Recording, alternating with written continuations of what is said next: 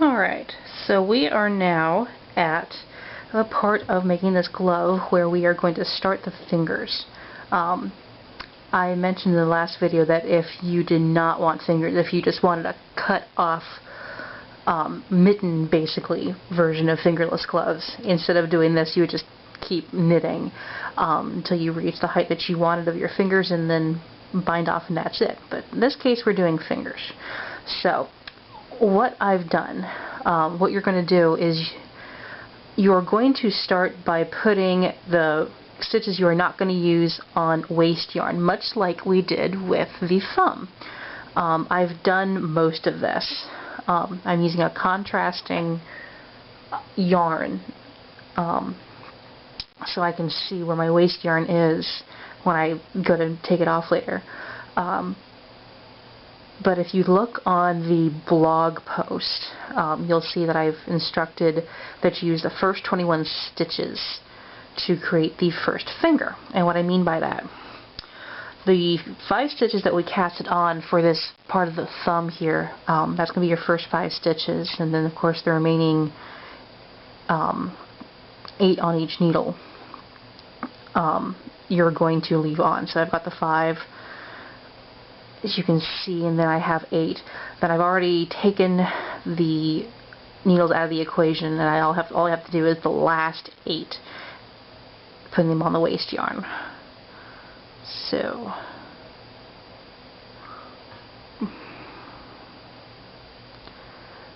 one, 2, 3, 4, 5, 6, 7, and 8.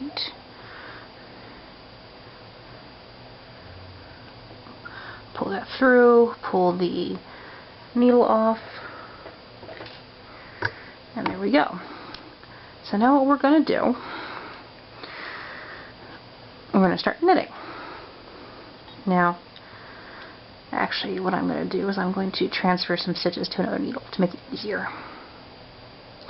1, 2, 3, 4, 5. Well, let's do 6. Okay.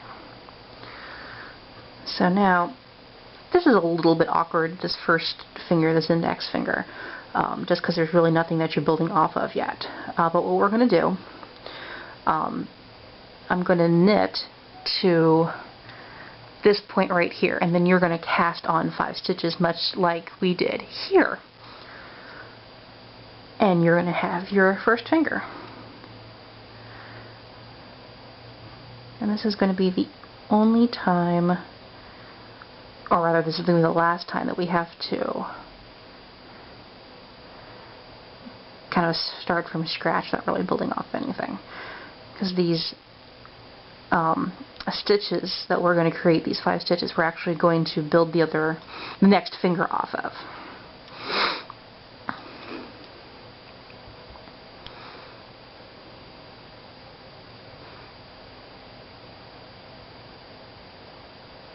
Whoop.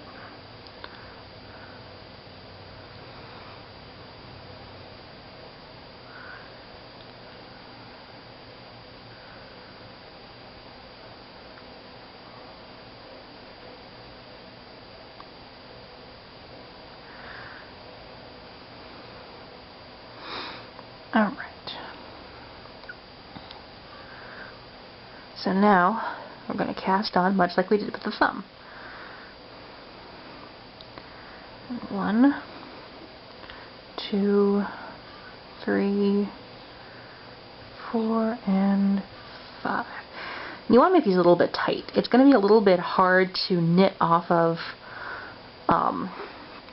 the first time you go over these stitches, but it's going to be a much cleaner look at the end. Okay, so now, look at that, it's a closed finger. So now we're just going to join the loop, pull it a little bit tight, and you start on the second round.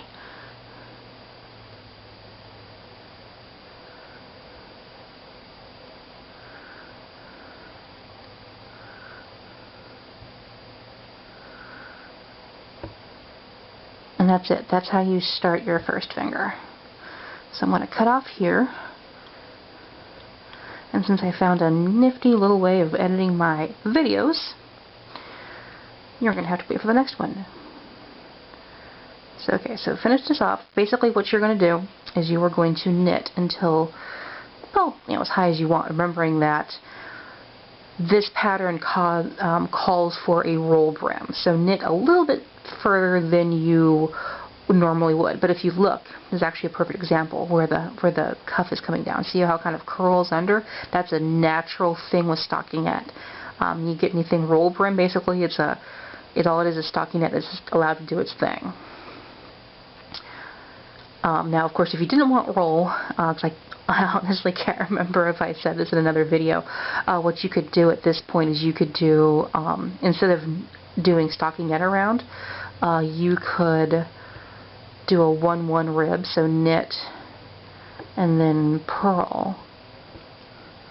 And that would, of course, that would make it look kind of like stockinette on your fingers, but without the roll. But I want the roll. I like the way it looks. So keep it as high as you want, then bind off, and you'll see what we do next in the next video. So there you go. Alright, so now we are getting ready to create the index finger on our glove.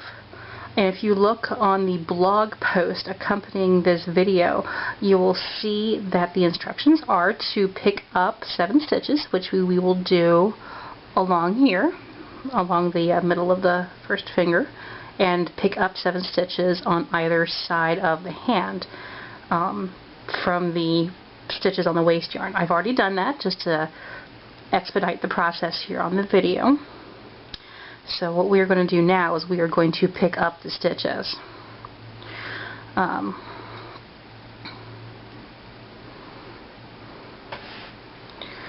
So of course what we're going to do is start off as so.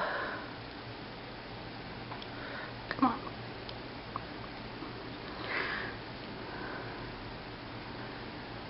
Now of course you can pick up as many stitches as you want.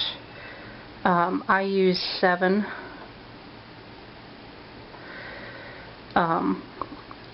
This is the right size for my hands and fingers, and it doesn't give me any. Okay, come on. Gaps. The nice thing about things like this and creating your own garments, either with knitting or sewing or crochet or however you do it, is you can make it however you want. You can make it with materials you want, you can get the size you want. You don't really have to worry too much about staying inside the box. Of course, it's a moot point since I can't seem to pick up today. There we go.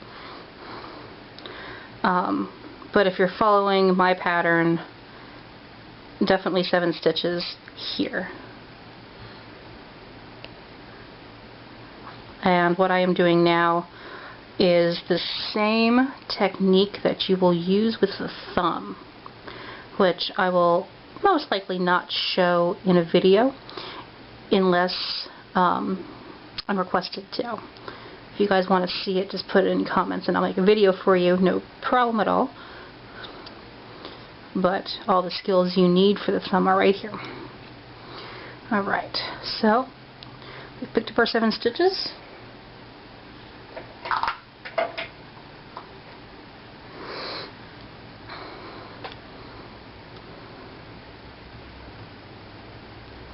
Start knitting the transferred stitches.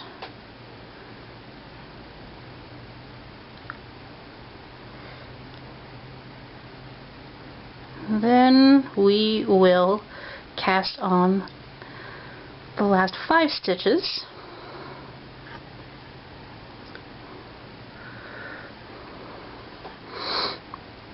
to complete the round. So, just a basic backward loop. Of course, you want to pull this just a little bit tighter than you normally would. The hell did I just do? See, knitting is not without mistakes, even for those with video logs. 1, 2, 3, 4, and 5.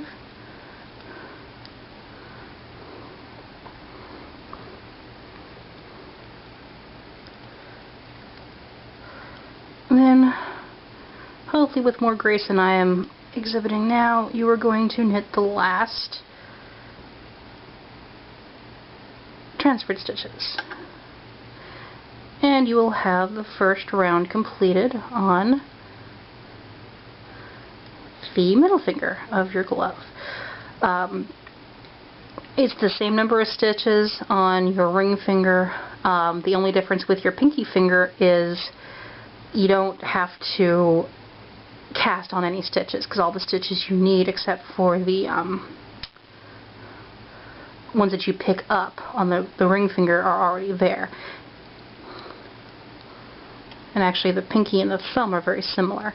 Of course, the difference between the only real difference with the thumb is if you need to decrease, instructions for the decreasing stitches are in there. Other than that, it's pretty much just like a big pinky finger.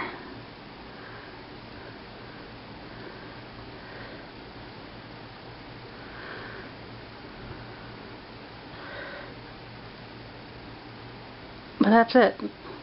You just keep going around and around just like your other, oh come on, finger. And you keep repeating and you bind off, and that is all there is to it. And if you cast on correctly, you get a nice seamless look between the fingers. So it looks all professional and like you know what you're doing. And that is it. And that is the last part of the glove. If there's any other instructions you want on these gloves, like I said, you just comment and I will post. Any video requests, by all means, request those in comments or email. And I hope to see you guys soon.